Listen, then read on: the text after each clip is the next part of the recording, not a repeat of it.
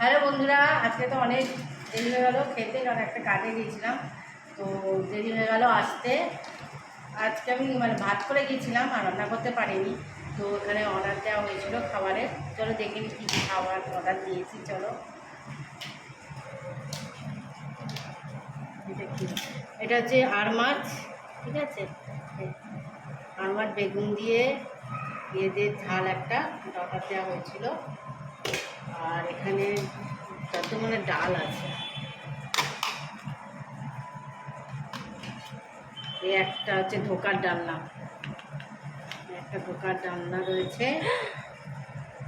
আর